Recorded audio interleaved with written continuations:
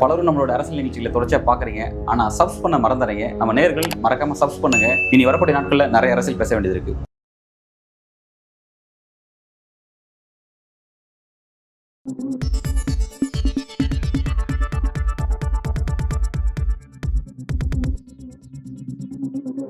வணக்கம். இன்றைக்கு நம்முடன் அரசியல் பேசுவதற்காக வழக்கறிஞர் சிவா அவர்கள் இணைந்திருக்கிறார். வணக்கம். வணக்கம். இப்போ ஒரு முக்கியமான விஷயத்தை பற்றி உங்கள்கிட்ட டிஸ்கஸ் பண்ண நினைக்கிறேன். இப்போ ஏற்கனவே இஸ்ரேல் ஹமாஸ் போர் பற்றி நம்ம பார்த்துருந்தோம். பிறகு ரஷ்யா உக்ரைன் வார் பற்றி நம்ம பார்த்துருந்தோம். தற்போதைக்கு இஸ்ரேல் ஈரான் அப்படின்ற மாதிரியான விஷயம் நகர்ந்திருக்கு. ஒரு சீரியஸான இடத்துக்கு நோக்கி நகர்ந்திருக்கு. ஃபர்ஸ்ட் ஆஃப் ஆல், இந்த வார் எதுக்கு? ரெண்டாவது, இந்த வார் இந்தியாவிலும் தமிழகத்தில் என்ன விதமான தாக்கத்தை ஏற்படுத்த போது? இங்க இருக்கக்கூடிய நாம இந்த வாரை பத்தி தெரிஞ்சுக்கணுமா? இதை பற்றி உங்களோட பார்வை. அதாவது தமிழ்நாட்டில் இந்த அரசியல் ஏன் கவனிக்கிறோம்னா, இப்ப ரீசெண்டா ஸ்டாலின் ஈரானுக்கு சப்போர்ட்டா ஒரு கருத்து சொன்னார். இதை வச்சுதான் தமிழர்களுக்கு ஏன் இந்த பக்கம் நிக்கணும்னா, இது ஒரு பிரதிபலிப்பு. நம்ம தமிழ் சமூகத்தோட ஒரு பார்வை என்னன்னா, ஒடுக்கப்பட்டவங்க, ரொம்ப பலவீனமா இருக்கிறவங்க, அவங்கள ஒரு பயங்கர பவர்ஃபுல்லா இருக்கிற ஒரு ஒரு ஒரு குரூப்போ ஒரு அசோசியேஷனோ அதை அடிச்சுக்கிட்டே இருந்தா எந்த பக்கம் போய் நிக்கணும்னு நமக்கு தமிழ்ல ஒரு கலாச்சாரம் இருக்கு. பாதிக்கப்பட்டவங்க சைட்ல தான் நிக்கணும்னு நமக்கு ஒரு வழி இருக்கு. இந்த வழியோட பிரதிபலிப்பு தான் ஸ்டாலின் சொன்னது. அது அவரு சொல்றதுனால உலகத்துல எதுவும் மாறுமா? இல்ல இந்த கருத்து ரொம்ப முக்கியமானது? முக்கியம் கிடையாது. இப்ப டெல்லியில ஒரு ரேப் நடக்குது. இப்ப ஒரு குரூப்ல உட்காந்து, ஒரு மெட்ராஸ்ல தமிழ்நாட்டுல உட்காந்து பேசுறவங்க, நீங்க அதை வச்சு நீங்க பல விஷயத்த புரிஞ்சுக்கலாம். இப்ப எப்படின்னா, அந்த குரூப்ல ஒருத்தங்க இருக்காங்க, அந்த குரூப்ல 10 பேர் இருக்காங்கன்னா 4 பேர் என்ன சொல்றாங்க, அந்த பொண்ணு ஏன் அந்த நைட்டு 11 மணிக்கு போச்சு, ஏன் அந்த பஸ்ல ஏறிச்சு, ஏன் அந்த டிஷர்ட்டை போட்டு இருந்துச்சு, ஏன் ஜீன்ஸ் போட்டுச்சு, கார்ல போச்சு, பஸ்ல ஏன் ஏறிச்சு, இதெல்லாம் கேட்கறாங்க. இன்னொரு பக்கம் என்ன சொல்றாங்கன்னா, அது முக்கியம் கிடையாது, அந்த 6 பேரோ 7 பேரோ பண்ணது தப்பு, அவங்கள தூக்குல போடணும். ஏன்னா அந்த பொண்ணும் அந்த பையனும் என்ன வேணாலும் செய்யலாம், அது அவங்க உரிமை, ஏன்னா அவங்க அடல்ட். இதுதான் கான்ஸ்டிடியூஷன் சொல்லுது. இப்ப நம்ம அந்த 10 பேர்ல இருக்கோம், நம்ம அதை எதையுமே பார்க்கல, நம்ம எதையுமே 2 பேரையுமே கருத்து பேசல. ஆனா நீங்க இங்க உட்காந்து அதை ஏன் பேசுறீங்கன்னா, இவங்களை உங்களால கணிக்க முடியும், நம்ம எந்த சைடு நிக்கணும், சரியா தப்பா அதெல்லாம் கோர்ட்டு விட்டுறோம், கான்ஸ்டிடியூஷன் விட்டுறோம். ஆனா நமக்கு என்னன்னா, இப்ப என்ன பர்சனலா கேட்டீங்கன்னா, அந்த 7 பேரை தூக்குல போடணும், அவங்க பண்ணது தப்பு. ஏன்னா 2 பேர் என்ன பண்றாங்க, எங்க போறாங்கிறது நமக்கான வேலை கிடையாது, அது அவங்க இஷ்டம். அப்ப நாளைக்கு நான் பழகும் போது யார் கூட பழகுவேன்னா, ரொம்ப அதிகமா பழகுவேன்னா எனக்கு சாதகமா இருக்கிறவங்க கூட தான். யார் அந்த பொண்ணு குற்றம்னு சொல்லாம பண்ணது தப்பு, குற்றமேன்னு சொல்றவங்க கூட நான் நிக்கணும்னு நினைப்பேன். அப்ப இதை ஒரு எக்ஸாம்பிளா வச்சுக்கோங்க. இப்ப தமிழ்நாட்டுல ஏன் நம்ம இப்ப ஸ்டாலின் ஏன் ஈரானை பத்தி சொல்றாரு, அவருக்கும் ஈரானுக்கு என்ன சம்பந்தம்? ஒண்ணும் கிடையாது. இது அந்த குரூப்புக்குள்ள உட்கார்ந்து இருக்க ஒரு ஆள் எது பக்கம் நம்ம எல்லாம் நிக்கணும்னு ஒரு பார்வை காமிக்கிறது. இதை நீங்க ஃபாலோ பண்ண வேணாமா, அதெல்லாம் வேற. சோ இதான் தமிழ்நாட்டுக்கு ஏன் தெரிஞ்சுக்கணும்னா, ஸ்டாலின் ஈரானை பத்தி சொல்லணுங்கிற அவசியம் எதுக்காக வருதோ அதே லெவலுக்கு தான் எல்லாருக்கும் தெரியணும். ஏன்னா இது ஒரு டெம்ப்ளேட். பிஜேபி கவர்மெண்ட் இஸ்ரேல் பக்கம் நிக்குது. ஸ்டாலின் என்ன சொல்றாருன்னா, ஈரான் பக்கம் நிக்கணுங்கிற, பாலஸ்தீன் பக்கம் நிக்கணும்னு சொல்றாரு ஸ்டாலின், அங்க இஸ்ரேல் பக்கம் நிக்கணும். அப்போ இதுக்கும் நம்ம ஊருக்கும் ஒரே கோட்பாடு தான். பாதிக்கப்பட்டவங்க, அது தலித்தா இருக்கட்டும், முஸ்லீமா இருக்கட்டும், விமனா இருக்கட்டும், இவங்க 3 பேர்கிட்டயுமே ஒரே ஒரு கதையை தான் சொல்லுவாங்க. மதம் உங்களை இங்கதான் இருக்க சொல்லுது, இந்த ஆர்டர், இந்த ஆர்டரை ஒத்துக்க வேண்டாம் அப்படின்னு சொல்றது தமிழ்நாட்டோட பார்வையா இருக்கும். இல்ல எல்லாருக்கும் எல்லாமே கொடுத்தே ஆகணும், அது நியாயமா இருக்கு. இப்ப நான் ஸ்டாலின் கவர்மெண்ட்டுக்கு சப்போர்ட்டோ இல்ல பிஜேபி கவர்மெண்ட்டுக்கு இல்ல, யாரோட பார்வை எல்லாரையும் ஒரு கோர்ட்ல நிப்பாட்டுது, யாரோட பார்வை ஒருத்தரை மேலையும் ஒருத்தர் கீழையும் ஒருத்தரை தூரமா தள்ளி வைக்குது. இந்த பாலிடிக்ஸ் தான். இந்த ஏன் எங்கேயோ இருக்கிற பாலிடிக்ஸ் இங்க பேசுறோங்கிறதுக்கான காரணம் இதுதான். ஓகே, ஃபர்ஸ்ட் ஆஃப் ஆல், இந்த வார் எதற்காக இந்த வார் அப்படிங்கிற ஒரு கேள்வி நான் கேட்டிருந்தேன். அதே மாதிரி இந்த வார் இங்க என்னென்ன தாக்கத்தை ஏற்படுத்துது, இந்தியாவிலும் குறிப்பா தமிழ்நாட்டிலையும் என்ன விதமான தாக்கத்தெல்லாம் ஏற்படுத்துது? தமிழ்நாட்டுல நீங்க இப்போ நான் செகண்ட் கேள்விக்கு அப்புறம் ஃபர்ஸ்ட் கேள்வி வரேன். இப்ப தமிழ்நாட்டுல இது என்ன பாதிப்பு வருதுன்னா, நீங்க எந்த சைடு, உங்க பாலிடிக்ஸ் என்னன்னு காமிக்கும். இப்போ நம்ம சமூக நீதியோட ஒரு அரசியலை அணுக போறோமா, இல்ல மத சார்பான ஒரு அரசியலை அணுக போறோமா, எந்த பக்கம் நம்ம நிக்கிறோம், அந்த குரூப்ல அந்த பொண்ணை குற்றம் சொன்ன சைட்ல நிக்க போறோமா, இல்லைன்னா இவங்க பண்ணது தப்பு, அவங்க அதுக்கான நியாயமான தண்டனை அவங்க அனுபவிச்சு ஆகணும்னு சொல்ல போற சைடா? இவ்வளவுதான் தமிழ்நாட்டுக்கு உண்டான இது. ஏன்னா இதுக்கும் அதுக்கும் சம்மந்தம் நினைக்க கூடாது. ஏன்னா நான் போன இதுவரையும் நான் சொல்லியிருப்பேன், ஜூடாயிசம்னு ஒரு ரிலிஜன் இருக்கு, ஒரு கேக் மாதிரி வச்சுக்கோங்க, அது ஒரு கேக்கு. இந்த பக்கம் ஹிந்துவிசம்னு ஒரு ரிலிஜன் இருக்கு, அது ஒரு கேக்கு. மேல கேக் தான் முக்கியம், அது எல்லாருக்கும் டேஸ்டா தான் இருக்கும், நல்லா தான் இருக்கும். அதுக்கு மேல போடுற அந்த க்ரீம் இருக்குல்ல, இதுதான் ஜைனிசம்னு. அங்க அது ஒரு மூமெண்ட், அது ரிலிஜன் கிடையாது. இங்க அதே மாதிரி அந்த கேக்குக்கு மேல இருக்கிற ரீஜனுக்கு பேர் தான் ஹிந்துத்துவா. இதுவும் ரிலிஜன் கிடையாது. இது ரெண்டுமே பொலிட்டிக்கல் மூமெண்ட். இதை நீங்க எடுத்தாலும் கேக்க சாப்பிடலாம். ஆனா அந்த கிரீமை வச்சு அதை மொத்தமா மூடி இதான் ரிலிஜன் சொல்றாங்க, அங்கேயும் அதான் ரிலிஜன் சொல்றாங்க. ஆனா இது ரெண்டுமே கிடையாது. அது அந்த இந்த ரெண்டு மூமெண்ட்டோட பிரச்சனை என்னன்னா, அந்த ரெண்டு மூமெண்ட்டுக்கும் பயங்கர சிமிலாரிட்டி இருக்கு. இங்கேயும் ஹிந்துத்துவாவோட பாரத்தோட ஐடியா இருக்குல்ல, இந்தியாங்கிறது எல்லாத்துக்கான ஒரு பிரம்மாண்டமான ஒரு சிவிலைசேஷன், ஒரு எல்லாத்துமே பிரமிக்க வச்ச ஒரு சிவிலைசேஷன். ஏன்னா எல்லா மதங்கள், எல்லா கல்ச்சர், எல்லா மொழி எல்லாமே ரொம்ப அந்யோன்யமா இருந்த ஊர். பாரத்துங்கிற இவங்க சொல்ற ஐடியா அப்படி கிடையாது. மனுஸ்மிருதி மூலமா ஆர்டர்ல வச்சு போறது. இதே ஜைனிசம்லயும் இதே மாதிரி இவங்க ஊருக்குலயும் அகந்த பாரத்னு ஒண்ணு இருக்கு. இப்ப வெஸ்ட் பேங்க்னு ஒன்று ஊர் இருக்குல்ல, இப்போ பாலஸ்தீனை பிடிச்சி வச்சிருக்காங்கல்ல. நம்ம இன்டர்நேஷனலா வேர்ல்டுல எல்லாருமே அது வெஸ்ட் பேங்க் சொல்லுவாங்க. ஆனா அதை அவங்க அப்படி சொல்ல மாட்டாங்க. அவங்க சுமேரியா அப்புறம் ஜுடேம்பாங்க. நம்ம ஊர் மாதிரியே பாகிஸ்தான், பங்களாதேஷ் இதெல்லாம் அகந்த பாரத்னு சொல்றாங்கல்ல, அவங்க ஊர்லயும் அதான். ஸோ இஸ்ரேலை பொறுத்த வரைக்கும் மிடில் ஈஸ்ட்ல அவங்க இருக்கிற இடம் வந்து பாத்தீங்கன்னா இவ்வளோ பெரிய மிடில் ஈஸ்ட்ல இவ்வளோன்னு இருக்கும். ஆனா இவங்களோட ஒரிஜினல் ஐடியா என்னன்னா இவ்வளோ பெருசு இருக்கும்பா. இது எல்லாத்தையும் பிடிக்கணுங்கிறது தான் ஐடியாவே. இந்த டெரிட்டோரியல் இன்ட்ரெஸ்ட் இருக்கு, இதுவும் அதே டெரிட்டோரியல் இன்ட்ரெஸ்ட், இங்கேயும் அதே டெரிட்டோரியல் இன்ட்ரெஸ்ட். ரெண்டு பேருக்குமே என்னன்னா எங்க கல்ச்சர் தான் வந்து மோஸ்ட் சுப்பீரியர் கல்ச்சர், இங்கேயும் அதை என்ன சொல்லுவாங்கன்னா மோஸ்ட் சுப்பீரியர் கல்ச்சர். இந்த கல்ச்சரை ஃபாலோ பண்ணாதவங்க எல்லாருமே இம்பியூர், அதாவது செகண்டரி பீப்புள். அவங்கெல்லாம் வந்து பிரைமரியே கிடையாது. ஸோ இந்த இது எப்படி, இது ஏன் இது வந்து இண்டிவிஜுவல், ஸ்டேட்டு, நேஷன், வேர்ல்டு இது எல்லாம் ஒன்று தான். நான் இதை புரிஞ்சுக்கிறேன். நான் இப்போ என்ன கேள்வி என்னன்னா, இப்போ நீங்கள் சொல்ல மாதிரி இஸ்ரேல் வந்து பாலஸ்தீன் மீது ஒரு வார் தொடுக்குது, ஹமாஸ் மீது ஒரு வார் தொடுக்குதுன்னா அது ஏன் அப்படின்னா அந்த நிலப்பரப்புக்கான அந்த பாலிடிக்ஸ் இதை நோக்கி போகுது. அதுக்கு நீங்கள் கொடுக்குற விளக்கத்தை நான் புரிஞ்சுக்க முடியுது. அதை நீங்கள் அப்படியே தூக்கி இந்தியாவோட பொருத்திய சொல்கிறீங்க. ஆனால் வந்து இப்போ நடக்கிற அந்த வார் அப்படிங்கிறது கிட்டத்தட்ட 2000 கிலோமீட்டர் அந்த பக்கம் இருக்கக்கூடிய ஈரான் அட்டாக் பண்ணி இந்த இஸ்ரேல் வந்து இந்த வார் துவக்கியிருக்காங்க. எதுக்காக அவ்வளோ டிஸ்டன்ஸ் இந்த வார் துவக்கணும்? அதுவும் நிலம் சார்ந்த விஷயம், நிலத்தை கையகப்பட்டது தானே, அது எதுக்காக? இந்த பாலஸ்தீன் ஒரு நாடு இன்னைக்கு இருந்து அது போராட்டம்னு ஒன்று இருக்குன்னா, பாலஸ்தீன் மக்கள் போய் அங்கே போராடல. ஈரான் சப்போர்ட் பண்ற அந்த பாலஸ்தீனுக்காக போராடுற அந்த ரிபல்ஸ் இருக்காங்கல்ல, அது டெரரிஸ்ட் ஆர்கனைசேஷன் இவங்க சொல்றாங்க. இந்த ஹமாஸ், ஹவுத்தீஸ், இந்த ரிபல்ஸ் எல்லாம் இருக்காங்கல்ல, இவங்க எல்லாம் இதுக்கெல்லாம் ஃபண்டு பண்றது ஈரான் தான். அதனால தான் ஈரானை போய் தொடுறது. ஏன்னா ஈரான் வந்து ஹெவி வெயிட், தூரத்துல இருந்து உட்காந்து ஆப்ரேட் பண்ணுவாங்க. இப்போ வந்து அமெரிக்கா வந்து காசு வந்து இஸ்ரேலுக்கு சப்போர்ட் பண்றது, எல்லா ஆயுதங்கள், உளவுத்துறை எல்லாத்தையும் வச்சு இவங்க பாலஸ்தீனை அடிக்கிறதுக்கு இவங்க சப்போர்ட் பண்ணுவாங்க. இந்த பாலஸ்தீனை காப்பாற்றுறதுக்கு ஈரான் வந்து இவங்க சப்போர்ட் ஃபண்ட் பண்ணுவாங்க. இந்த ரெண்டு நாள தான் இது இவங்க ரெண்டு பேருக்கும் உண்டானது. பட் இதுதான் காரணமா அல்லது வந்து இப்போ ஆனால் அவங்க வேற விஷயத்தை குறிப்பிடுறாங்க. என்னன்னா வந்து உலகத்தை அச்சுறுத்த மாதிரி சில அணு ஆயுத தயாரிப்பில் ஈடுபட்டு இருக்காங்க, அதை தடுக்கணும், அதனால உலகத்துக்கு பெரிய ஆபத்து இருக்கு அப்படிங்கிற விஷயத்தை குறிப்பிட்டு தான் வந்து இந்த தாக்குதலே மேற்கொண்டதா இஸ்ரேல் சொல்றாங்களே. இது அவங்க கிட்ட, இஸ்ரேல் கிட்ட அணு ஆயுதங்கள் இருக்கு, ஆனா அதை அவங்க ஒத்துக்க மாட்டாங்க, வெளியே சொன்னதே கிடையாது. ஆனா உலகத்துல இருக்கிற எல்லா ரிசர்ச் பேஸ்ட் ஆர்கனைசேஷன்ஸ் எல்லாம் டிக்ளேர் பண்ணியிருக்காங்க இஸ்ரேல் கிட்ட ஒரு 200 கிட்ட இருக்குன்னு சொல்லியிருக்காங்க. அல் ஜசீராலையும் சரி, அல் ஜசீரா ஒன் ஆஃப் இது, பட் நிறைய ஆர்கனைசேஷன்ஸ் பிரான்ஸ், இட்டாலி எல்லாமே ஒத்துருக்காங்க அவங்க கிட்ட ஆயுதம் இருக்கு. ஆனா ஈரான் வந்து ஓப்பனாவே அவங்க கிட்ட இருக்குன்னு அவங்க சொல்லியிருக்காங்க. ஆனா ஆயுதம்னு சொல்லலை, அது எலக்ட்ரிசிட்டிக்காக நாங்கள் கிரியேட் பண்ணி வச்சிருக்கோம். ஆனா இப்போ ஈரான் கிட்ட இருக்கிற ஆயுதங்கள் எப்படி சொல்லணும்னா, ஒரு 100% பேட்டரின்னு வச்சுக்கோங்க. 100% ஆச்சுன்னா அது வெடியா மாறிடும், அது வெடிகுண்டா மாறிடும். ஆனா 70% இருந்துச்சுன்னா எலக்ட்ரிசிட்டிக்கு பயன்படுத்தலாம். ஈரானோட லெவல் எப்படி இருக்குன்னா இப்போ 70% இருக்கு. அவங்க நினைச்சாங்கன்னா இன்னும் 30% டாப் அப் பண்ணாங்கன்னா அது ஆயுதமா மாறிடும். இது எப்பயுமே இஸ்ரேலுக்கு அச்சுறுத்தல் தானே. ஏன்னா இஸ்ரேல் வந்து வெளியே வந்து சொல்லலை என்கிட்ட ஆயுதம் இருக்குன்னு, அணு ஆயுதங்கள் இருக்குன்னு. ஆனா ஈரான் வந்து ஏற்கனவே சொல்லிருச்சு பல இடத்துல என்கிட்ட இருக்கு, ஆனா நான் அதை வந்து ஆயுதமா மாத்துறேன். இப்ப இந்த என்டையரா இந்த ட்ரம்ப் போடுற அந்த டீல் சொன்னாங்க, இந்த ட்ரம்ப் ஒரு டீல் போட்டு நீங்க வந்து ஆயுதமா மாத்தாதீங்க, எனர்ஜிக்கு வச்சுக்கோங்க, நாங்க உங்களுக்கு எக்கனாமிக்கலா சப்போர்ட் எல்லாம் பண்றோம்னு சொன்னது எல்லாமே அதை மாத்தாம இருக்கிறதுக்கு தான். ஆனா இஸ்ரேல் நீ அதுக்கு என்ன நினைப்பனா, அமெரிக்கா நீங்க அங்க உட்காந்து சொல்லுவேன் இவங்கிட்ட டீலும் போட்டுப்பேன் பீஸா வச்சுக்கலான்னு. ஆனா இவன் என்னைக்கு வேணாலும் 30% ஏற்றிடுவான். அப்போ கம்ப்ளீட்டா ஈரானோட அந்த அணு ஆயுதங்களோட என்டையர் ப்ரொடக்ஷனையே அடிச்சு உடச்சி நிப்பாட்டி கவர்மெண்ட்டே மாத்தினா மட்டும்தான் நான் சேஃபா இருக்க முடியும்.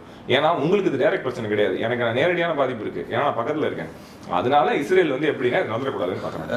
ஈரான் வந்து ஒரு அணு ஆயுத நாடை நோக்கி நகரக்கூடாது அப்படிங்கிறது அவங்களோட நோக்கமாக இருக்குது, அல்லது அதுக்கு பின்னாடி வந்து அவங்ககிட்ட இருக்க எண்ணெய் வளங்கள் அது போன்ற விஷயங்களை டார்கெட் பண்ணி தான் வந்து அதை வந்து கண்ட்ரோல் பண்ணுறாங்களா? இப்படி இதில் நிறைய ஆங்கிள் இருக்கு. இப்போ அமெரிக்காவுக்கு நீங்கள் சொன்ன ஆங்கிளும் வரும். அமெரிக்காவுக்கு பொறுத்த வரைக்கும் ஈரான் வந்து நியூக்ளியர் வெப்பன் கண்ட்ரியாக இருந்துச்சுன்னா உள்ளே போய் இந்த நான் வந்து ஒரு தக்கு மாதிரி இப்போ ரவுடி மாதிரி இப்போ எல்லாத்தையும் எனக்கு இந்த வகையில் கூட அந்த வகையில் கூட கேட்க முடியாது. ஏன்னா ஈரான் நியூக்ளியர் வெப்பன் இருக்கு. இப்போ நார்த் கொரியா கிட்ட ஏதாவது பண்ண முடியுதா? அது வந்து ரொம்ப ஏழை நாடு, ஒண்ணுமே பண்ண முடியல அந்த நாட்டுக்கிட்ட. அந்த கவர்மெண்ட்டையும் மாற்ற முடியல, அந்த கவர்மெண்ட்ல ரிஃபார்மும் பண்ண முடியல, ஒண்ணுமே பண்ண முடியலன்னா அதுக்கு ஒரே காரணம் வந்து அணு ஆயுதம். இப்ப அந்த ஒரே காரணம் வந்துச்சுன்னா மிடில் ஈஸ்ட்ல சவுதி கிட்ட வெப்பன்ஸ் கிடையாது, கத்தார் கிட்ட கிடையாது, யூஏஇ துபாய் கிட்ட கிடையாது. இவங்க 3 பேர் பணக்கார நாடு. ஆனா ஈரான் கிட்ட மட்டும் வந்துருச்சுன்னா ரொம்ப பவர்ஃபுல்லா நிற்கும். அந்த பவர்ஃபுல்லான கண்ட்ரி கிட்ட நெகோசியேட் பண்றது ரொம்ப கஷ்டம். நீயும் நியூக்ளியர் வெப்பன் வச்சிருக்கேன், நானும் நியூக்ளியர் வெப்பன் வச்சிருக்கேன், இது நமக்கு இது சாதகமான இது அமெரிக்கா கிடையாது. இது அமெரிக்காவோட ஒரு பிரச்சனை. இஸ்ரேலுக்கு அந்த பிரச்சனை கிடையாது. நான் அந்த வீட்டு பக்கத்து வீட்டுல இருக்கேன், எனக்கு பிரச்சனைனா இவன் என்னைக்கு வேணாலும் இதை பத்தி பேசுவான். நான் என்னைக்காவது வந்து நான் அந்த அகந்த பாரத் மாதிரி நான் பக்கத்துல இருக்கிற ஊர் இந்த ஊரை பிடிக்கும்னு நினைச்சேன்னா இவன் உள்ள வந்து பிடிக்காதுன்னு சொன்னா ஒண்ணுமே பண்ண முடியாது. அப்ப எனக்கு பிரச்சனையே இல்லாம எல்லாத்தையும் ஒழிச்சிட்டாதான் நான் அந்த ஊர்ல ஒரே ஒரு கண்ட்ரி அந்த மொத்த மிடில் ஈஸ்ட்லயும் நான் மட்டும்தான் நியூக்ளியர் வெப்பன் வச்சிருக்கேன்னு சொன்னா எனக்கு பவர். இன்னொருத்தன் பவர் வேற மதத்தின்காரன் இன்னொருத்தன் வந்து வச்சிருக்கான்னு சொன்னா நான் எப்படி அந்த ஊருக்குள்ள நிம்மதியா இருக்க முடியும்? நைட் நான் பர்சனலாக எல்லாமே இண்டிவிஜுவலாக வச்சுக்கோங்க. எனக்கும் உங்களுக்கும் உள்ள கதை தான். என்கிட்ட ஆயுதம் இருக்கு, உங்ககிட்ட ஆயுதம் இருக்குன்னா 2 பேருமே வந்து ஒண்ணுமே பண்ண முடியாது. என்கிட்ட ஆயுதம் இல்லை, உங்ககிட்ட மட்டும் தான் இருக்குன்னா நான் நைட் வந்து நிம்மதியாக தூங்குவேன். இந்த இந்த இந்த இந்த ஐடியா தான். ஏன்னா நாளைக்கு நான் புதுசாக எதுவும் பண்ண முடியாது. புரிஞ்சுக்க முடியுது. அப்படி பார்க்கும் பொழுது இப்போ வந்து ஒரு அணு ஆயுதம் இருக்கிறதுனால ஒரு நாட்டுக்கு இந்த மாதிரியான ஒரு பாதுகாப்பு கிடைக்குது அப்படின்னா இப்போ எல்லாருமே அதை நோக்கி நகரத்தானே செய்வாங்க. எல்லாருமே அதுக்குள்ள போறாங்க. அதுக்குனால தான் நான் ப்ராலிஃபரேஷன் ட்ரீட்டின்னு ஒரு ட்ரீட்டி போட்டாங்க. எப்படின்னா யாருமே இருக்கிற ஆயுதங்களை அதிகப்படுத்தாதீங்க, அதே மாதிரி யாரும் வந்து புதுசா வந்து நியூக்ளியர் மட்டும் கொண்டு வராதீங்க, உங்களுக்கான சேஃப்டியை நான் தரேன். அதான் அந்த நியூக்ளியர் அம்பரலான்னு சொல்லுவாங்க. இப்ப அமெரிக்கா என்ன பண்ணணும்னா சவுதி நினைச்சா இப்படிங்கிறதுக்குள்ள பண்ண முடியும், ஏன்னா அவங்களோட காசு இருக்கு. ஆனா அவங்க ஏன் பண்ணாம இருக்காங்கன்னா அமெரிக்கா என்ன சொன்னா நாங்க பண்ணுறோம். யூரோப்லயே பல கண்ட்ரிகள் வந்து பண்ணாம இருக்காங்க. எதுக்குன்னா நேட்டோன்னு ஒண்ணு இருக்கு. அவங்க என்ன சொன்னாங்க, நாங்க செக்யூரிட்டி தரோம், நீங்க கிரியேட் பண்ணாதீங்க. நாங்க தான் பிரான்ஸ் யூகே எல்லாம் வச்சிருக்கோம்ல, நாங்க தரோம், ஆனா நீங்க கிரியேட் பண்ணாதீங்க. ஏன்னா எல்லாரும் நியூக்ளியர் வெப்பன்ஸ் வச்சிருந்தா என்னைக்கு வேணாலும் யாரோ ஒருத்தர் சரியில்லாத ஒரு ஊர்ல தலைவரா வராது, ஒன்னே ஒண்ணு லான்ச் பண்ணா முடிஞ்சு போச்சுல, பாதி உலகம் அழிஞ்சு போயிடும். அப்போ அவங்களோட என்னன்னா இருக்கிறவங்க இருக்கட்டும், பாக்கி இருக்கவங்க நாங்க சப்போர்ட் தரோம். இதான் சரி. இப்ப யூஎஸ் கொடுக்கக்கூடிய அந்த மாதிரியான ப்ரொடெக்ஷனை வந்து ஈரான் நம்பலையா? எதுக்கு அவங்க தனியா அந்த முயற்சியில் இறங்குறாங்க? நம்ம தனியாக உருவாக்கணும். யூஎஸ்ஐ யாருமே நம்ப முடியாதுல்ல. என்னைக்குமே அவங்க பாலிசி யூஸ் அண்ட் த்ரோ தான். ஓகே. ஒரு காலத்துல சதாம் ஹுசேனை சப்போர்ட் பண்ணாங்க, சதாம் ஹுசேனை தூக்கி தூக்கில போட்டது அவங்க தான். கடாஃபிக்கு ஒரு டைம்ல பண்ணாங்க, கடாஃபி தூக்கில போடுவாங்க. கொலம்பியாவுக்கு போய் பாருங்க, கொலம்பியா, கியூபா, எந்த கண்ட்ரிக்கு போனாலும் சரி, யூஎஸ் எங்கெங்கெல்லாம் உள்ள போதோ அங்கெங்கெல்லாம் வந்து அவங்களுக்கு சாதகமா இருக்கிற வரைக்கும் யூஸ் பண்ணுவாங்க. யூஸ் பண்ணி முடிச்சோன்னு தூக்கி போட்டுருவாங்க, அவ்வளவுதான். இப்போ ஈரானை பார்த்தா மற்ற எல்லா நாடுகளும் கத்துக்கணுமா? இப்போ இந்த விஷயத்துல எல்லாருமே வந்து இப்போ யூஎஸ் நம்பக்கூடாது, எல்லாரும் தன்னுடைய சொந்த கால நிற்க ஆரம்பிக்கணும் அப்படிங்கிற மாதிரி தான் எல்லாருக்கும் தெரியும். பாகிஸ்தான் எப்படி கிரியேட் பண்ணாங்க? இங்க பாகிஸ்தான்ல இருந்து ஒரு சயின்டிஸ்ட் அமெரிக்கால ஒர்க் பண்ணும்போது அங்க இருக்கிற ரகசியங்கள் எப்படி அந்த நியூக்ளியர் வெப்பனை கிரியேட் பண்ணணும்னு அந்த ரகசியம் எடுத்துட்டு வந்து இங்க இவங்க கிரியேட் பண்ணிட்டாங்க. திருடி எடுத்துட்டு வந்ததுதான் அது. இதை இப்படி சொல்லணும்னா இப்படி எடுத்துட்டு வந்து இவங்க ஃபெசிலிட்டி கிரியேட் பண்ணிட்டாங்க. ஏன்னா அமெரிக்கா சொன்னிச்சு பாகிஸ்தான் கிட்ட, இப்ப நீங்க கேட்ட கேள்வி முன்னாடி கேட்டதுதான். பாகிஸ்தானுக்கு என்ன சொன்னிச்சுன்னா, நான் பாத்துக்கிறேன், ஏன்னா இந்தியா டெஸ்ட் பண்ணிடுச்சு, நியூக்ளியர் வெப்பன் டெஸ்ட் பண்ணிடுச்சு. உடனே பாகிஸ்தான் கேட்டதுக்கு அவங்க என்ன சொன்னாங்கன்னா, நீங்க கிரியேட் பண்ணாதீங்க, நாங்க பாத்துக்கிறோம். ஆனா அவங்க கேட்கலையே. ஏன்னா அவங்க என்ன சொன்னாங்கன்னா, நீ எங்கேயோ உட்காந்துருக்க, நீ என்ன சொல்ற, நான் பாத்துக்கிறேங்கிற, நாளைக்கு வேணா அச்சுறுத்தோடனே அதை என்ன பண்ணுது, அப்ப நான் ஒன்று கிரியேட் பண்ணணும். ஆனா கிரியேட் பண்ண நல்லதா போச்சு இல்ல. நம்மளுக்கும் அதான சொன்னாங்க, நம்ம மேல சாங்ஷன்லாம் போட்டாங்க. நம்ம டெஸ்ட் பண்ணும்போது டெஸ்ட் பண்ணக்கூடாது, நாங்க பாத்துக்கிறோம். இந்தியா டெஸ்ட் பண்ணிடுச்சு. ஏன்னா அது பண்ணதுக்கு அப்புறம் தான் நமக்கு மரியாதை. அப்பதான் கொஞ்சம் பயம் இருந்தது எல்லா ஊர்லயும். நம்ம பண்ணோன்னு பாகிஸ்தான் கிரியேட் பண்ணிட்டாங்க. அணு ஆயுதங்கள்லாம் ஒரு முக்கியமான ஒரு ரோலை வகிக்குது இந்த மாதிரி விஷயத்தில். இந்த மாதிரி போருக்கான காரணம் அதுவாக தான் இருக்குது. ஆனால் வந்து நீங்கள் சொல்கிற மாதிரி பார்த்தீங்கன்னா, ஏற்கனவே வந்து எந்த நாளும் புதுசாக அணு ஆயுதங்களை தயாரிக்க வேண்டாம், உங்களுக்கான செக்யூர் நான் தரேன் அப்படின்னு சொல்கிறாங்க. ஆனால் அந்த மாதிரியான செக்யூர் அவங்க கூடுதல் நியாயமாக பின்பற்ற மாட்டேங்கிறாங்க அப்படிங்கிறது ஒரு பெரிய விஷயமா இருக்குது. அப்படிங்கிறது அதுக்கான உதாரணம் நம்மகிட்ட இருக்குது. அப்படி இருக்கும்பொழுது அப்போ யூஎஸ் நம்பாத எல்லா நாடுகளும் இதை நோக்கி தான் நகருவாங்க. இன்னைக்கு ஈரான் என்ன செய்யலாம் அதை நோக்கி தான் நகருவாங்க. ஆனால் இப்போ இந்த மாதிரி நேரத்தில் ஈவன் ஒரு அமைப்பு இருக்குது. அந்த அமைப்பு வந்து இந்த மாதிரி விஷயத்தை என்ன நிலைப்பாடு எடுத்திருக்காங்க? அணு ஆயுதம் தொடர்பான விஷயத்திலையோ இல்லை அமெரிக்கா தொடர்பான விஷயத்திலையோ செக்யூர் கொடுக்கலன்னு சொல்லிட்டு கொடுக்காம அதை மீறும் போது அது மாதிரி விஷயங்களை வந்து ஈவன் என்ன தான் செய்யறாங்க? இல்லை இந்த பேட்டர்ன் இது இப்படி தான் போகுமா? இல்ல இந்த பேட்டர்ன் இப்படி தான் போகும். ஈவனால எதுவும் கண்ட்ரோல் பண்ண முடியாது, அதெல்லாம் பண்ண முடியாது. ஆனா எந்த கண்ட்ரிக்கும் இந்த எங்க உங்களுக்கு த்ரெட் இருக்கோ அங்கதானே தேவை. இப்போ உங்க வீட்டுல பிரச்சனை பயம் அதிகமா இருக்கும் போது தான் நீங்க இந்த வெப்பனை நோக்கி வருவீங்களே தவிர, இப்ப எஸ்தோனியாவோ இல்ல ஸ்வீடனோ இல்லைன்னா நார்வேவோ இதை கிரியேட் பண்ண போறது இல்லையே. ஏன்னா அவங்களுக்கு இமீடியட் த்ரெட் கிடையாது. இப்ப நமக்கு அந்த த்ரெட் உண்டு. ஈரானுக்கு என்ன த்ரெட் உருவாயிருக்கு? இஸ்ரேல் இருக்கு. இஸ்ரேல்ன்றதுனால தான் ஆமா ஆமா இஸ்ரேல் இருக்குல்ல. ஏன்னா அது இஸ்ரேல் ஒண்ணு இருந்தா போதுமே, அந்த ஏரியாவே பிரச்சனையில தான் இருக்கும். ஏன்னா இது வந்து புது பிரச்சனை இல்லைல்ல, 1953ல இந்த பிரச்சனை இருக்குல்ல, அப்போல இருந்தே இருந்ததுனால யாருக்கு த்ரெட் இருக்கோ அவங்க தான் வெப்பனை நோக்கி போவாங்க. இப்ப எங்க வீடு ரொம்ப பீஸ்ஃபுல்லா இருக்கு, சுத்தி யாருமே இல்லை அப்படின்னா நான் ஏன் வெப்பனை கிரியேட் பண்ணோம்? அதான் சொல்றேன், நார்வே ஸ்வீடன்லாம் எனக்கு கிரியேட் பண்ணிட்டு இருக்காங்க, அவங்களாம் கிரியேட் பண்ணலையே. ஏன்னா அவங்களுக்கு ஒன்றும் எக்ஸிஸ்டன்ஷியல் த்ரெட் கிடையாது. நமக்கு உண்டு, நமக்கு எல்லா பார்டரும் பிரச்சனை, அதனால நம்ம கிரியேட் பண்ணோம். நம்ம கிரியேட் பண்ண உடனே பாகிஸ்தானுக்கு தெரியும் நம்மளால அவங்களுக்கு பிரச்சனை, அதனால அவங்களுக்கு கிரியேட் பண்ணாங்க. இப்போ வளங்கள் இருக்கிற நாடுகள்லாம் வந்து இதை நோக்கி தான் சிந்திக்க வேண்டியது இருக்கா? அதாவது வளங்கள் இருக்கிற நாடுகள் தங்களுடைய வளங்களை பாதுகாத்துக்கணும், அதுக்காக வந்து இந்த மாதிரியான ஒரு அணுகத்தை நோக்கி நகரணும் அப்படிங்கிற மாதிரி இல்ல எங்க வளங்கள் வந்து மெயின் கிடையாது.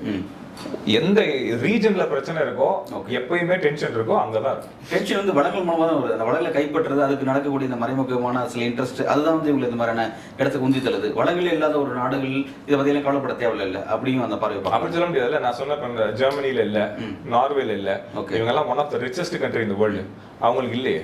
வளங்கள் நான் குறிப்பிட்ட இயற்கை வளங்களை குறிப்பிட்றேன். இப்போ பெட்ரோலுங்கிறது வந்து வற்றாத வளமாக இருக்குது, குறிப்பாக ஈரான் போன்ற பகுதிகளில்.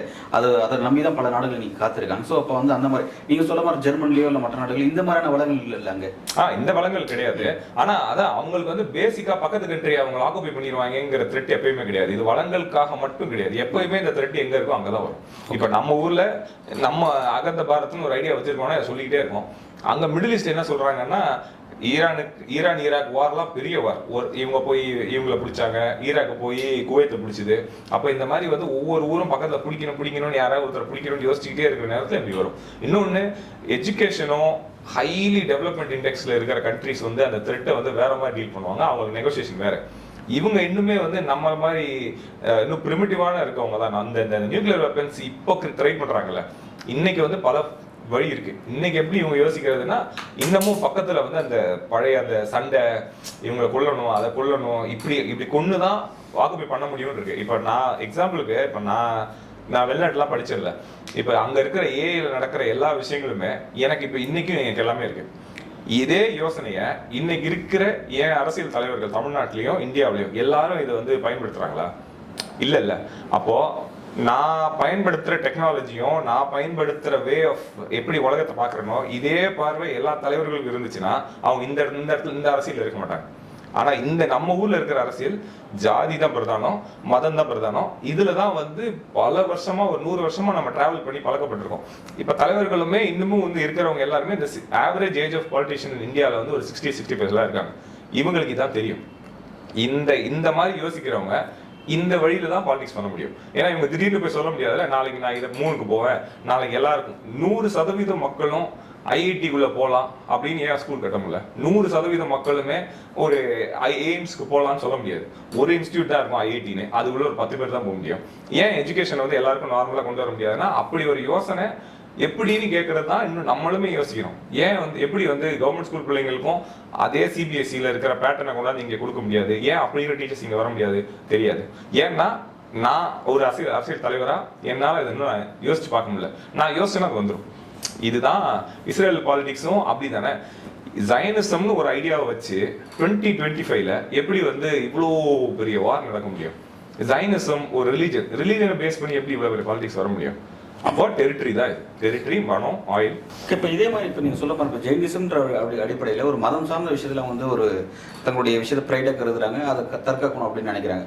இப்போ அவங்க யார் அட்டாக் பண்ணுறாங்கன்னா, இஸ்லாமிக் கண்ட்ரியை அட்டாக் பண்ணுறாங்க, பாலஸ்தீன் அட்டாக் பண்ணுறாங்க, அதுக்கு சப்போர்ட்டாக வரக்கூடிய ஈரான் அட்டாக் பண்ணுறாங்க, அதுவும் இஸ்லாமிக் நாடாக இருக்குது. அப்படி இருக்கும்போது ஆர்கனைசேஷன் ஆஃப் இஸ்லாமிக் கண்ட்ரிஸ் வந்து இந்த விஷயத்தில் என்ன பண்ணுறாங்க? ஏன் வந்து இந்த அளவுக்கு விஷயம் சீரியஸாக போகும்போது சைல்டாக இருக்காங்க? அது எப்படி புரிஞ்சுக்குது? மதம்ங்கிறது எங்களை ஏமாத்துறதுக்கு தான். ஓகே, மதத்துக்கும் இவங்க வாருக்கும் சம்மந்தம் கிடையாது. இப்போ அமெரிக்காவில் ஆட்டம் பாம் ஜப்பானில் போட்டாங்கல்ல, அப்போ என்ன பண்ணாங்கன்னா ஊருக்குள்ளே போய் பேப்பர்லாம் நோட்டீஸ்லாம் போட்டாங்க. என்னன்னு போட்டாங்கன்னா, ஜப்பான் வந்து நம்மளை அடிச்சிட்டாங்க, ரொம்ப பயங்கரமான இதாக இருந்துச்சு, ஸோ நம்ம அவங்க மேலே போர் தொடுக்கணும்னு. மக்கள் எல்லாம் ஒத்துக்கிட்டாங்க, ஆமாம் அடிக்கணும், நம்மளை அடிச்சிட்டாங்கன்னு. இந்த ஒத்துக்க வைக்கிறதுக்கான வேலை தான் மதம். ஸோ இப்போ நான் பாகிஸ்தானை எதிரியா பார்க்கணும்னா எனக்கு ஒத்துக்கிறதுக்கு தான், ஆனால் அவங்களுக்கு வேற இருக்கலாம் ஸ்ட்ராட்டஜிக்கான இன்ட்ரெஸ்ட். அப்படின்னா நான் டெரிட்டரி எக்ஸ்பேண்ட் பண்ணணும், அகந்த பாரத்தா போகணும், பாகிஸ்தான் எடுக்கணுங்கிறது. ஆனால் என்கிட்ட போயிட்டு எனக்கு அங்கே ஆயில் இருக்கு, ஈரான்ல ஆயில் இருக்கு, குவைத்ல ஆயில் இருக்குன்னா நான் காலைல போய் வேலைக்கு போயிட்டு ஈவினிங் வர எனக்கு எதுக்கு அங்கே ஆயில் இருந்தா இல்லைன்னா என்ன. ஆனா உங்க மதத்தை இவங்க அழிச்சிருவாங்கன்னு சொன்னா அது எனக்கு பர்சனல் அட்டாக் ஆகும். ஏன்னா நான் காலைல சாமி கும்பிட்டு போவேன், நைட்டு வந்து சாமி கும்பிடுவேன், இல்லை என் வீட்டுல நான் போகும்போது பைக்ல போகும்போது கும்பிட்டு போவேன். இது என்ன தொடுமா? இல்லைன்னா அங்க ஆயில் இருக்கு, அந்த ரிசோர்ஸை நம்ம எடுத்தோம்னா இந்தியா வளர்ச்சி ஆகணும், அது நம்ம இன்னும் ஆக்டிவேட்டே ஆகல. அப்ப இந்த மத மொபிலைசேஷனுங்கிறது சிட்டிசன்ஸ் வந்து லீடர் கிட்ட வந்து பவரை கொடுக்கறதுக்கு சரி நீங்க போய் அடிங்க. ஆனா அதுக்கும் வாருக்கும் சம்பந்தம் கிடையாது. இது எந்த வாரமே எப்படியா மிடில் ஈஸ்ட்ல பாத்தீங்கன்னா எல்லாம் ஒரே கடவுள் தானே, அல்லாஹ் தானே. எப்படி எல்லாம் ஒண்ணுக்குள்ள ஒண்ணு அடிச்சுக்கிட்டே இருக்காங்க. அதே மாதிரி பாலஸ்தீன் அடிக்கும் போது 4 கண்ட்ரி பாலஸ்தீன் சப்போர்ட் பண்ணுது, 4 கண்ட்ரி பாலஸ்தீன் என்னன்னா பரவாயில்லன்னு சொல்லுது. ஏன் கிறிஸ்டியன் நாடு அமெரிக்காவுக்கு எதுக்கு சவுதி சப்போர்ட் பண்ணுது? மதமும் இதுக்கும் சம்மந்தமே கிடையாது. ஆனா மதம் எதுக்குன்னா நம்மளை ஏமாத்தி தலைவர்கள் கிட்ட பவரை கொடுக்க வைக்கிறதுக்கான வேலை, அவ்வளவுதான். இப்ப நம்ம கொடுத்துருக்கோம்ல. இல்லை ஓகே, இப்போ இந்த இடத்துல வந்து இஸ்ரேல் வந்து இப்படி ஒரு வாரம் ஒன்று நோக்கி நகராங்க அப்படின்னா அவங்க வந்து மற்ற நாடுகளை கன்வின்ஸ் பண்ணிட்டாங்களா? இப்போ இந்த விஷயத்தை தான் பண்ணுறது ஒரு நியாயமான விஷயத்துக்காக செய்யற அப்படிங்கிற மாதிரி அந்த கன்வின்ஸ் இஸ்ரேல் பண்ணிட்டாங்க. இஸ்ரேல்லாம் யாருமே இஸ்ரேல் வந்து ஒரு நாடே கிடையாது. இஸ்ரேலுக்கு வந்து யாரும் கிடையாது. இஸ்ரேலுக்கு யாரு பின்னாடி பக்க பலமா நிக்கிறாங்கன்னா அமெரிக்கா நிற்கும். அமெரிக்காவுக்கு எல்லாரும் டிபெண்ட். IMF, வேர்ல்டு பேங்க் யார் பணம் கொடுக்குறா? எல்லா கண்ட்ரிக்கும் எந்தெந்த கண்ட்ரிக்கெல்லாம் பணம் போகுது? எல்லா கண்ட்ரிக்கும் அமெரிக்காவோட பொருள் போகுது, அங்கேருந்து இங்கே போகுது. இப்போ ட்ரேட் வார் நடந்துச்சு இல்லை? ட்ரம்ப் சொன்னால ட்ரம்ப் எல்லாரும் மேலே நான் ட்ரேட் போட போறேன். ஏன் எல்லா கண்ட்ரியும் கொந்தளிக்கிறாங்க? ஏன் எல்லாருக்கும் பாதிப்பு வருது? அப்போ ட்ரம்ப் அது அமெரிக்காவை சான்று உலகத்தோட என்டையர் சிஸ்டமே இருக்கு. டாலர் தான் வந்து பேசிக்கா ட்ரேடோட கரன்சி. இப்போ இவ்வளோ பிரச்சனை இருக்கும், இவ்வளோ டிபெண்டன்சி அமெரிக்கா மேல இருக்கும்போது அமெரிக்கா என்ன பண்ணுதுன்னா ஒட்டுமொத்த சப்போர்ட்டையும் தூக்கி இஸ்ரேல் கொடுக்குது. அப்போ இஸ்ரேலை பகச்சிக்கிட்டோம்னா நீங்க அமெரிக்கா பகச்சிக்கிட்ட மாதிரி அதுதான். அதனால இஸ்ரேல் போய் யாரையும் சப்போர்ட்லாம் பண்ணி வாங்கலாம் இல்லை. இன்னைக்கு ஒரு கூகுள்ல பாக்குறவங்களும் சரி ஒரு சர்ச் மட்டும் பண்ணி பாருங்க, ட்ரம்ப்போட கேபினெட்ல எத்தனை ஜூஸ் இருக்காங்கன்னு பாருங்க. ட்ரம்ப் வந்து அமெரிக்கா கிரேட், அமெரிக்கா ஃபர்ஸ்ட்னா சொல்றாருல, அதான் ஸ்லோகனே அமெரிக்கா ஃபர்ஸ்ட்னு. ஆனா ட்ரம்ப்போட பிரசிடென்சில இருக்கிற கேபினெட்ல 60% மேல யூதர்கள் தான் இருக்காங்க. இன்னொன்று கேம்பெயின் ஃபண்டிங் இருப்பாங்கல்ல, கேம்பெயின் ஃபண்ட் கொடுப்பாங்கல்ல, இந்த ஃபண்டிங்கோட ட்ரையலை பாருங்க. ஒரு 100 மில்லியன் டு 200 மில்லியனுக்கு மேல இவங்களுக்கு ஃபண்ட் பண்ணது எல்லாமே ஜூயிஷ் லாபி தான், யூதர்களோட லாபி தான் ஃபண்ட் பண்ணுச்சு. இவங்க எல்லாருமே அந்த ஃபண்டிங்ல 2017 டைம்ல எல்லாம் ஜெருசலமை வந்து டெல் அவீவ் தானே கேபிட்டலா இருந்துச்சு, ஜெருசலமை வந்து கேபிட்டலா டிக்ளேர் பண்ண சொல்லி ஃபண்ட் கொடுத்தவங்க எல்லாம் இருக்காங்க. நீங்க ஃபண்ட் தரோம், ஆனா நீங்க வந்து ஜெருசலத்தை வந்து எங்களுக்கு தலைநகரமா ஒத்துக்கணும். ட்ரம்ப் வந்த உடனே என்ன பண்ணாருன்னா ஜெருசலத்துல போய் இதான் தலைநகரம்னு சொல்லி எம்பசியை தூக்கி டெல் அவீவ்ல இருந்து தூக்கி ஜெருசலத்துல வச்சார். தெரியுதுல்ல? அப்போ யாருமே பண்ணாம இருந்தாங்க. அதை முதல் ஆளா உலகத்திலே பண்ணதுதான். எல்லா பிரசிடென்ட் கிட்டையும் அவங்க கேட்டாங்க, யாரும் பண்ணல. ஆனா ட்ரம்ப் பண்ணாரு. ஏன்னா அவரோட சொந்த மாப்பிள்ளையே யூதர் தான், ஜாரட் குஷ்னர். ஜாரட் குஷ்னரும் நெத்தன்யாஹூ அதான் வந்து பிரைம் மினிஸ்டர் ஆஃப் இஸ்ரேல், அவங்க 2 பேரும் ஒரு ரூம்ல அவங்க வீட்டுல பர்சனலா உட்காந்து பேசுற அளவுக்கு ஃப்ரெண்ட்ஸ், அந்த அளவுக்கு நெருக்கம். அப்போ மிடில் ஈஸ்டோட மேனேஜ்மெண்ட்டை கம்ப்ளீட்டா ட்ரம்ப் வந்து ஜாரட் குஷ்னர் தான் கொடுத்தாரு. அவர் தான் போய் மிடில் ஈஸ்ட்ல இருக்கிற எல்லா விஷயத்தையும் பார்த்துக்கிட்டாரு. அந்த அளவுக்கு நெருக்கம். அப்போ தெரியுதுல்ல, அப்போ ட்ரம்ப் வந்து பர்சனலி கனெக்டட் டு அவரு ஒரு மேடையில சொல்றாரு, இது வரைக்கும் உலகத்துல எந்த தலைவரும் இஸ்ரேலுக்கும் ஜூயிஷ் மக்களுக்கும் பண்ணாததை நான் தான் பண்ணியிருக்கேன், அதுல எனக்கு மிகப்பெரிய பெருமை. இஸ்ரேல் போய் கன்வின்ஸ் பண்ணணும்னு அவசியம் கிடையாது. நீங்க கேட்ட கேள்விக்கு ட்ரம்ப் தான் இஸ்ரேல். குரூசியலான இந்த விவகாரத்தில் வந்து ஏற்கனவே வந்து இஸ்ரேல் ஹமாஸ் விஷயத்தில் பார்த்தோம், இந்தியாவோட நிலைப்பாடு வந்து இஸ்ரேலுக்கு ஆதரவாக இருந்துச்சுன்னு பார்த்தோம். அதுக்கு பதிலடியாக என்ன இல்லை, இந்தியா பாகிஸ்தான் விஷயத்தில் நமக்கு ஆதரவு ஆகணும்னுங்கிறத பார்க்குறோம். திரும்பவும் இந்த விஷயத்தில் பார்த்தீங்கன்னா வந்து இந்தியா வந்து சைலண்ட்ல இருக்காங்க. எதிர்கட்சியில் ரொம்ப கடுமையாக வந்து கொஸ்டின் ரைஸ் பண்ணுறாங்க, நீங்கள் ஏன் வந்து இஸ்ரேலை கண்டிக்க மாட்டேங்கிறீங்க அப்படின்ற மாதிரி கொஸ்டின் ரைஸ் பண்ணுறாங்க. பட் வந்து இந்திய அரசு யூனியன் கவர்மெண்ட் வந்து சைலண்டாகவே இருக்காங்க. உண்மையிலே இந்த விஷயத்தில் இந்தியாவோட வெளியுறவு கொள்கை எப்படி தான் நீங்கள் பார்க்குறீங்க? இப்போ ரீசெண்டாக பிரிக்ஸ் கட்டமைப்பு இருக்குல்ல, இவங்க எல்லாரும் சேர்ந்து காசாக்கு எதிராக வந்து ஃபர்ஸ்ட் சொன்னாங்க. அப்பவும் இவங்க வந்து இந்தியா வந்து ஆப்சென்ட், அதுலேருந்து ஓட்டு போடுறதுக்கு போகல. ரெண்டாவது யூஎன்ல வந்து 150 கண்ட்ரிக்கு மேல 2024 காசால நடக்கிறது ரொம்ப தப்புன்னு சொல்லி கண்டனம் தெரிவிக்கிறதுக்கு ஒரு ஓட்டு எடுத்தாங்க, அதுலயும் நம்ம போல. இப்போ ரீசெண்டா ஈரான் அடிச்சதுக்கு அப்புறம் ஷாங்காய் கோஆபரேஷன் இருக்கு. அந்த ஷாங்காய் கோஆபரேஷன்ல இருந்து அதுவும் வந்து அதே மாதிரி தான் ஏசியாவோட கட்டமைப்புல இருந்த ஒரு கூட்டமைப்பு, இவங்களும் வந்து ஈரான் பக்கம் தான் நிக்கிறோம் அப்படின்னு சொன்னாங்க. அதுக்கு உடனே வந்து இந்தியா வந்து கருத்து தெரிவிச்சு நாங்கள் எங்களுக்கும் இதுக்கும் சம்மந்தம் கிடையாது, நாங்கள் அதுக்கு பண்ணலை. ஆனால் அதில் ஒன்று நியாயமாக ஒன்று புரியுது. ஏன்னா அதில் சைனா ஷாங்காய் கோஆபரேஷனுங்கிறது சைனா ஒரு பக்கம் நிற்குதுன்னா நம்ம அதில் போய் நிற்கக்கூடாதுங்கிறது இருக்குது. ஆனால் இந்த இடத்துல தான் பொலிட்டிக்கலோட அந்த முதுகெலும்பு வேணும்னு சொல்கிறது எதுக்குன்னா, நீங்கள் எது பக்கம் சைனா சொல்லுது ரஷ்யா சொல்லுதுங்கிறது முக்கியம் கிடையாது. உங்களுக்கு பர்சனலாக என்ன தோணுது? நீங்க வந்து ஈரான் அடிக்க ஆரம்பிக்கல, ஃபர்ஸ்ட் அடிச்சது இஸ்ரேல் தான். அப்போ ஈரான் தான் பாதிக்கப்பட்டது ஃபர்ஸ்ட். அதனால அவங்க திருப்பி அடிச்சா திருப்பி அடிச்சது தானே நீங்க ஆபரேஷன் சிந்தூர்னு ஒன்று போட்டீங்க. அதே மாதிரி அங்க ஆபரேஷன் ரைசிங் லைன் ஏதோ ஒன்று வச்சாங்க. அந்த லைனோட ப்ரோக்ராமை வச்சு தான் இங்கே போய் முக்கியமான சயின்டிஸ்ட் ஒரு 7-8 பேரை கொண்டு எல்லாத்தையும் முடிக்கணும் ட்ரை பண்ணீங்க. அப்போ அதுக்கான ஆப்போசிட்ல இவங்க திருப்பி அடிக்க தானே செய்வாங்க. அப்போ அடிச்சா திருப்பி அடிக்கணுங்கிறதா நம்ம கிட்ட சொல்றாங்க. நாங்க வந்து பாகிஸ்தான் ஃபர்ஸ்ட் அடிச்சோம், அதனால தான் நாங்க போருக்கு போனோம்னு. இதே பாலிசி தானே அங்கேயும் வைக்கணும். ஆனா அங்க ஏன் வரலங்கிறது இருக்கு. என்னன்னா ஒரு யாரோ சொல்ற ஒரு பாலிசிக்கு கை தட்டிக்கிட்டே இருந்தோம்னு வச்சுங்க, நம்ம வந்து இண்டிபெண்டா ஒரு வளர்ந்த நாடா நம்ம சொல்லிக்கிறதுல பெருமை இருக்காது. வளர்ந்த நாடு எப்படி இருக்கணும்னா என்னோட சைடு எப்படி இருக்கணும்னா, நான் ஒரு பக்கம் உக்ரைனை சப்போர்ட் பண்ண மாட்டேன், ரஷ்யாவுக்கு சப்போர்ட் பண்ணுவேன், இருக்கட்டும், தெரியாது சரியோ தப்போ. இந்த பக்கம் நீங்க காசால பண்றது தப்பு, அதை நான் ஒத்துக்க மாட்டேன். ஈரானுக்கு மேல நீங்க ஈரானை ஃபர்ஸ்ட் நீங்க அடிச்சது தப்பு. இது எல்லா கருத்தும் நம்மளால சொல்ல முடியும். 150 ஒரு 70-80 கண்ட்ரிக்கு மேல மோடி போயிருக்காரு. ஏன் வந்து பெஹல்காமுக்கு யாருமே சப்போர்ட் பண்ணலைன்னா, இந்த ஒரு ஸ்டான்ஸ் இருக்குல்ல, ஒரு பெஹல்காம் சப்போர்ட் பண்ணாங்க, பட் சிந்தூர் ஆபரேஷன் சிந்தூருக்கு சப்போர்ட் பண்ணல. பெஹல்காம் விஷயத்தை கண்டிச்சாங்க. இல்ல இந்த என்டையர் ஆபரேஷனையே ஏன் நமக்காக மற்ற கண்ட்ரிஸ் வரல, ஏன் வந்து இன்னைக்கும் வந்து வெளிநாட்டுல யூஎன்ல இப்ப பாகிஸ்தான் ஆன்டி டெரரிசம்னு ஒரு கமிட்டி போட்டா அதுல பாகிஸ்தான் உட்கார வைக்கிறாங்க. அப்பனா எவிடன்ஸ்ல இருந்து தான் நீங்க வந்து கருத்து எடுக்கணும், பேச்சுல இருந்து எடுக்கக்கூடாது. இப்ப நம்ம போய் இப்ப மோடி வந்து எல்லா ஊர்லயும் போய் எல்லா தலைவர்களும் கட்டி பிடிக்கிறாங்கன்னா அந்த நெருக்கத்தை வந்து அந்த போட்டோவோட பார்க்க கூடாது. பாகிஸ்தானை அந்த சேர்ல உட்கார விட்டுருக்கவே கூடாது. ஏன்னா டெரரிசத்தோட பேஸே அவங்க தான். ஆனா அவங்க பண்றாங்க. அப்ப நமக்கு எப்படி இருக்கணும்னா, நம்ம பிரதிபலிப்பு இருக்குல்ல, இந்த நம்ம ஊருக்குள்ள நடக்கிற அந்த ஒடுக்குமுறை, இந்த மைனாரிட்டி பிரச்சனை, இதெல்லாத்தையோட பிரதிபலிப்பு தான் வெளியே போய் சைலண்டா இருக்குது. ஆனா சைலண்டா இருக்கிறது வந்து ஒரு பெரிய பிரச்சனை டைம்ல வந்து நம்ம சைலண்டா இருக்கோம்னா அது நம்ம கோழத்தனம்னு போயிடும். அது வீரம் கிடையாது. ஏன்னா நான் ஏதோ சொல்லவே இல்லைன்னு சொல்றது எப்படின்னா, 10 பேர் யாரோ ஒருத்தர் பலவீனமா இருக்கிறவங்களை அடிக்கிறாங்க, நானும் சுத்தி நின்று வேடிக்கை தான் பாக்குறேன், நான் எதுவும் பண்ணலன்னு சொன்னா நீயும் ஈக்குவலா குற்றவாளி தானே. இந்த இடம் வந்து நமக்கு எடுக்கிறது வந்து ரொம்ப பலவீனமான இடம். இன்னும் நம்ம வந்து இது எனக்கு தெரிஞ்சு இது வந்து இந்தியா வந்து வளர்ந்த நாடோ இல்லை வளர்ற நாடோ கூட சொல்லவே முடியாது. நம்ம இன்னமும் வந்து அந்த கேலரியில் உட்காந்து எதையோ பார்த்துக்கிட்டே இருக்க மாதிரி இருக்கு. இப்போ மல்டி பார்ட்டி டெலிகேட்ஸ் வந்து போயிருந்தாங்க, ஆப்ரேஷன் சிந்தூருக்கு ஆதரவு கேட்டு வெளிநாடு போயிருந்தாங்க.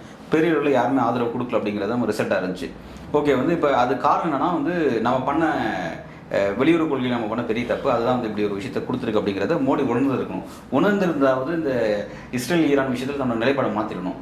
இப்பவும் வந்து அவர் அதே தான் ஃபாலோ பண்ணுறாரு அப்படின்னா, அதாவது தன்னோட நிலைப்பாடு வெளியுறவு விஷயத்தில் அவர் மாற்றிக்க மாட்டார். ஆனால் என்னோட ஒரு பிரச்சனை எனக்கு மற்றவங்களோட சப்போர்ட் வேணும்னு கேட்கிறாருங்கிறது எந்த வகை நியாயம்? இதே வெளியுறவுத்துறையோட அந்த இடம் கிடையாது. இது வந்து மீடியா பண்ண பிரச்சனைனால தான் வெளிநாட்டிலேயே நம்ம யாரும் சப்போர்ட் பண்ணல. ஓகே, இந்தியா போய் பாகிஸ்தான் அடிச்சுன்னு போட்ட அந்த வீடியோ ரிபப்ளிக் டிவியில் நிறைய டிவியில் போட்டாங்க. அதாவது அவங்க சாதகமான வீடியோ ஆடியோ நியூஸ் மீடியாஸில் இது வந்து வீடியோ கேம்லேருந்து எடுத்தாங்கன்னு சொல்லி பிபிசிலேருந்து எல்லாம் எடுத்து போட்டாங்க.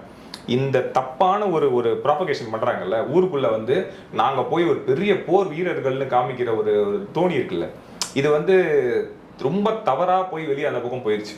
அது வந்து எல்லா மீடியாவும் Australia, America, England, Britain, France எல்லா ஊர்லயும் என்ன காமிச்சிட்டாங்கன்னா, இது வந்து நடக்கவே இல்லை.